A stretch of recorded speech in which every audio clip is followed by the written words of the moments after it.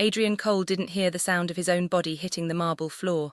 One moment he was standing over stacks of documents, voice clipped as he argued on a late-night call, and the next his vision flickered like a dying light bulb. His pen slipped from his fingers, his knees buckled, his world tilted. The phone clattered beside him as everything went black. Lena, who was sweeping the hallway outside his office, heard something crash. Not a pen, not paper, something heavier. She froze, heart pounding.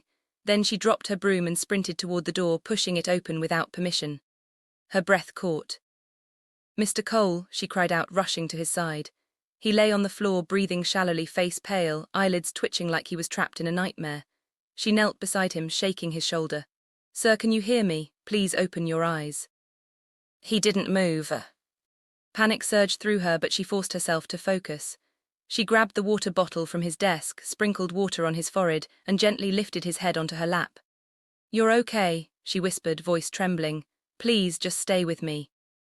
A faint groan escaped him, barely audible. She exhaled shakily, relieved he was alive. He looked nothing like the feared billionaire people whispered about. Right now he looked fragile. 10 minutes later, Adrian's eyes fluttered open. He blinked up at her, confused. "What happened?" "You fainted," she said softly. "You scared me." He stared at her, the maid he barely noticed most days. Her expression was filled with worry, not fear of losing her job. She was there because she actually cared. "You should have called security," he rasped. "I didn't have time," she answered. "You hit the floor really hard. I just reacted." Adrian's chest tightened at something he didn't understand. She helped him sit up slowly, her hands steadying him. He didn't pull away. She stood and moved to the corner counter in his office where staff usually kept cleaning supplies. From her small bag, she pulled out a thermos. "I know you don't let anyone bring personal items into your office, but I bring this for long shifts.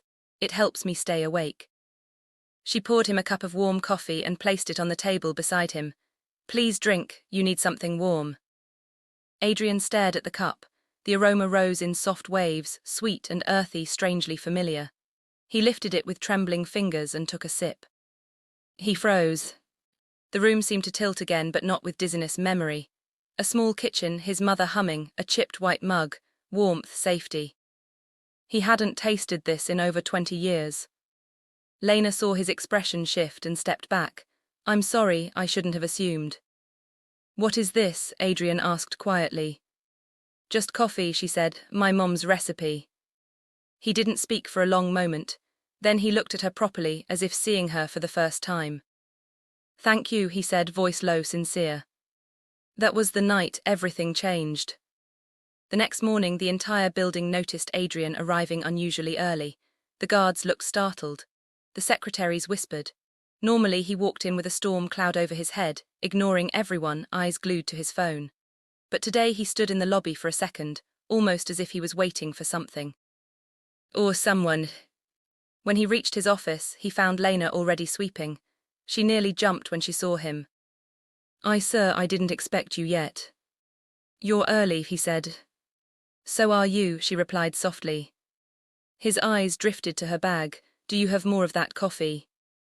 Her cheeks warmed. She nodded and poured a cup without question. He accepted it carefully, studying her with a strange curiosity that made her shift nervously. He drank, the familiar warmth settled his heartbeat. Heated gourmet coffee made by world-class chefs, imported blends worth more than her monthly salary. None tasted like this, none felt like this. Over the next few days, Adrian found himself lingering whenever she was nearby. He didn't understand why. Maybe it was the way she didn't speak unless necessary. Maybe it was how she didn't flinch or shrink in his presence. She simply existed, quiet, grounded, warm. A stark contrast to the cold world he lived in. One afternoon, he walked past the break room and overheard 2 employees whispering.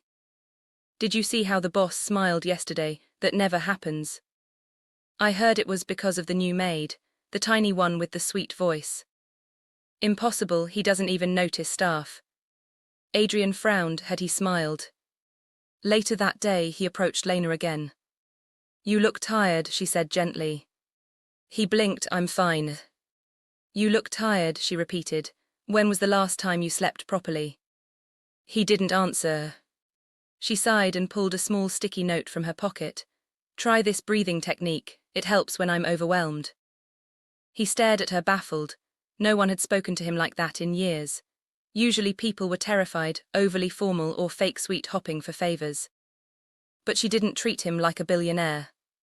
She treated him like a person. That night, Adrian found himself staring at the sticky note long after she left.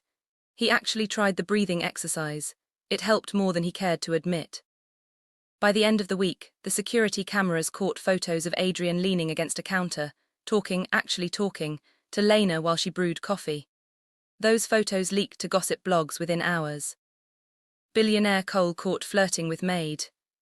Romantic scandal in coal industries. Who is this mystery woman melting the Ice King's heart? The company's PR team panicked. The board called an emergency meeting. Cole, one director, barked, "This is damaging. Employees are gossiping, the media is spiraling. Get rid of the maid." "No," Adrian said simply. The board stared. "This woman is a distraction," another director argued. "She's the only one keeping me alive," Adrian replied. The room fell silent. No one had ever heard him speak like that. That night, Adrian stayed late again. He tried to focus on contracts, but every word blurred. His chest tightened. His pulse raced. He reached for the phone to call Lena, no idea what he would even say, but before he could dial, darkness crept in at the edges of his vision. He stood too quickly. The room spun, and he collapsed for the second time.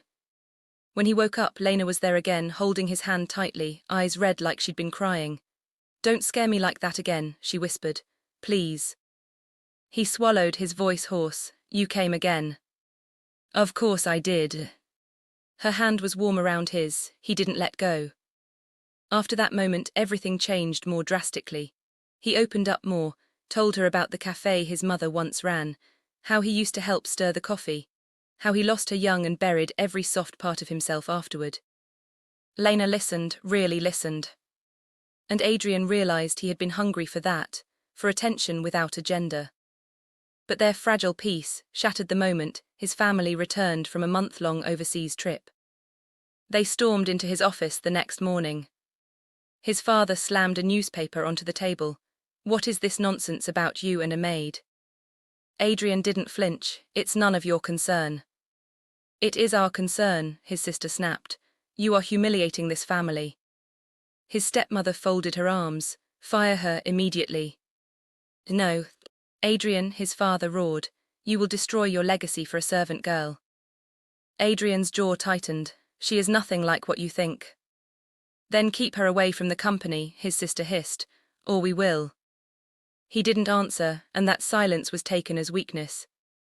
Within 2 days, Lena noticed Adrian becoming distant. He avoided lingering near her, stopped sharing small conversations, stopped smiling. But she understood. She knew his world was different, heavier, crueler. She didn't blame him. The other staff, however, became hostile, snide comments, cold stares. Rumors whispered loudly when she walked by. Someone even shoved her shoulder while passing. One evening she found her locker vandalized, coffee spilled inside, a note taped to the door. "Go home, gold digger." She sank to the floor and covered her face with her hands. She didn't want trouble. She didn't want to ruin his life. All she ever did was make him coffee. The final blow came when a supervisor cornered her. "The board believes you're a distraction. We're issuing a warning. One more incident and you're terminated." Lena swallowed the pain. She packed her few belongings and wrote her resignation letter that night. No drama, no accusations, just quiet acceptance. She left the building long after midnight, heart heavy, but determined to protect Adrian from further scandal. The next morning, Adrian walked into his office expecting his usual cup waiting for him, but the corner counter was empty. He waited. 10 minutes, 20, 30, nothing. He called the cleaning department. "Where is Lena?" A pause. "She resigned yesterday." Something inside him snapped. He stormed out of his office, fury simmering beneath his calm exterior. Staff scrambled to get out of his way. Who harassed her, he demanded. Who drove her out? No one answered.